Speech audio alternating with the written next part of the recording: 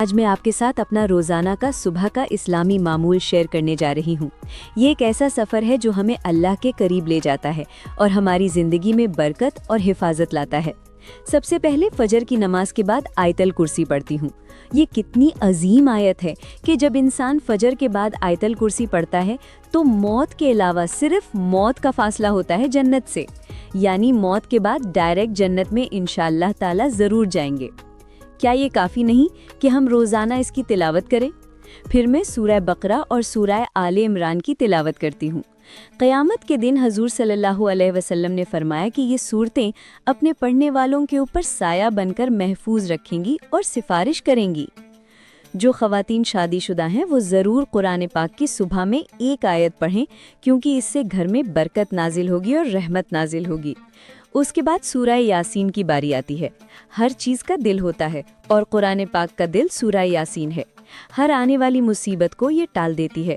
सुबह के वक्त एक बार पढ़ने से नबी करीम सल्लल्लाहु अलैहि वसल्लम हाथ पकड़कर जन्नत में दाखिल कराएंगे। फिर सूरह रहमान की तिलावत करती हूँ। हर चीज़ की जीनत होती है और कुरान पाक की जीनत सूरह रहमान है। जो सूरह रहमान की तिलावत करता है जन्नत का दारोगा उसे जन्नती कहता है। कितना खूबसूरत इनाम है ये। सूरह मुज़म्मल की तिलावत भी मेरे मामूल का हिस्सा है। जो सूरह मुज़म्मल की तिलावत रोज़ाना करता है अल्लाह पाक उसे दुनिया और आखिरत की तंगी से नजात देंगे। और सूरह तगाबन अपने दामन में वो नूर रखती है कि ज़िंदगी में नूर पैदा होता है और हर बीमारी से महफूज रखता है। सुबह की पहली किरण के साथ ही मेरी आँख खुल जाती है और ये कोई आम सी बात नहीं है दोस्तों। ये एक ऐसा रोज़ाना का सफ़र है जो मेरी रूह को ताजगी देता है और दिल को सुकून से भर देता है।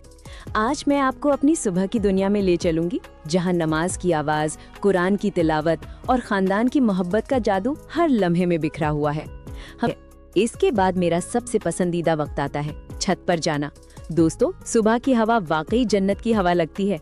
ठंडी ठंडी, ताज़ा ताज़ा, जैसे फरिश्ते उसे खास तौर पर हमारे लिए भेज रहे हों। आसमान इतना खूबसूरत नजर आता है कि दिल करता है बस देखते ही रहूं।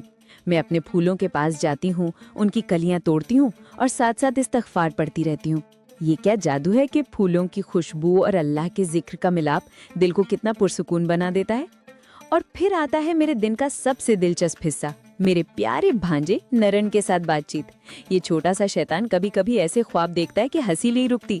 कल ही इसने मुझे बताया कि उसने ख्वाब में देखा है कि उसके मामू का सामान आ गया है। मैंने पूछा कि क्या देखा था, तो कहने लगा कि ऊपर से देखा था, खोला नहीं था, लेकिन जब ख्वाब में उठाने की कोशिश की तो बहुत भारी था, इतना भारी कि उठ ही नहीं रहा था। बच्चों के ख्वाब भी कितने मासूम होते हैं ना। हमारे घर में काम की तकसीम भी बहुत दिलचस्प है। हम 6 बहनें हैं और छोटी बहनें खाना बनाना सीख रही हैं, इसलिए अब मैं ज्यादा खाना नहीं बनाती ताकि वो सीख सकें। लेकिन कभी जब वो बिजी हो या कोई मुश्किल डिश बनानी हो तो बड़ी बहन का फर्ज निभाते हुए मैं किचन में कदम रख देती हूँ। घर के काम भी हम सब मिलकर करते हैं। कोई झाड़ू पोंछा करता है, कोई बर्तन धोता है, कोई कपड़े धोता है। ये टीम वर्क ही तो है हमारे घर की खूबसूरती। ये मेरी सुबह की कहानी है दोस्तों, एक ऐसी कहानी जो हर दिन नए रंगों में दोहराई जाती है। नमाज की बरकत, कुरान की तिलावत का नूर, फितरत की खूबसूरती, ख़ानदान की मोहब्बत और छोटे छोटे लम्हों की मिठास, ये सब मिलकर मेरी ज़िंदगी को कितना खुशगवार बना देते हैं। कभी कभी लगता है कि ये छोटी छोटी खुशियाँ ही तो ज़िंदगी का असल ख़जाना है। हाँ बिल्कुल, इसी तरह जैसे एक बागबान अपने फूलों की देखभाल करता है, पानी देता है, धूप में रखता है, वैसे ही जब हम अपने घर वालों की कद्र करते हैं तो हमारा घर एक खूबसूरत बाग बन जाता है। और फिर देखिए कमाल, ये बाग खुद ही और भी ज़्यादा फूलों से भर जाता है। सबसे पहले बात करते हैं वक्त की। आजकल हम सब कितने मसरूफ़ हैं, है ना। सुबह से शाम तक भाग दौड़, काम काज और फिर थक कर घर आना। लेकिन जब हम अपने घर वालों के साथ क्वालिटी टाइम गुजारते हैं तो क्या कमाल होता है। बच्चे खुश हो जाते हैं, बड़े बुजुर्ग की आंखों में चमक आ जाती है और शरीके हयात के चेहरे पर मुस्कुराहट खिल जाती है। ये वक्त बिल्कुल ऐसे है जैसे आपने घर में इनविजिबल मैजिक पोशन छिड़क दिया हो, सब कुछ ब्राइट और ब्यूटीफुल हो जाता है।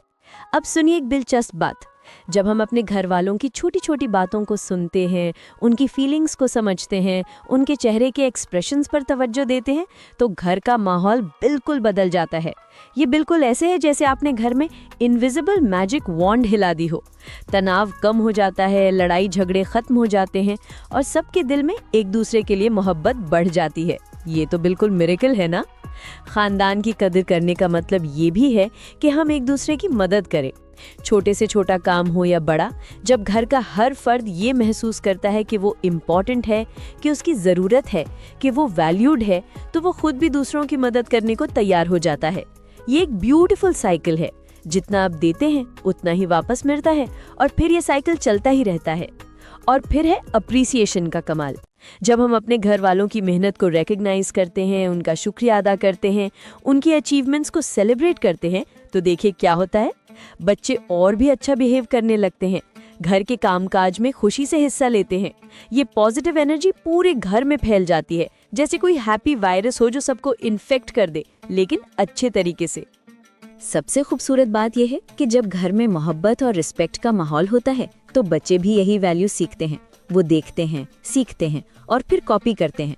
वो बड़े होकर अपने घरों में भी यही प्यार और आज से ही शुरू कर दें। अपने घर वालों को बताएं कि आप उनसे कितना प्यार करते हैं। उनकी छोटी छोटी खुशियों में शामिल हों, उनके गमों में साथ दें। देखेंगे कि आपका घर कितना पुरसुकून और खुशगवार हो जाएगा। अगर आपको ये बात पसंद आई है तो लाइक करना ना भूलें, सब्सक्राइब भी कर दें ताकि ऐसी और भी यूजफुल टिप्स आप तक पहुंचती रहें। कमेंट्स में बताएं कि आप अपने घर में क्या खास करते हैं मोहब्बत बढ़ाने के लिए। आप सब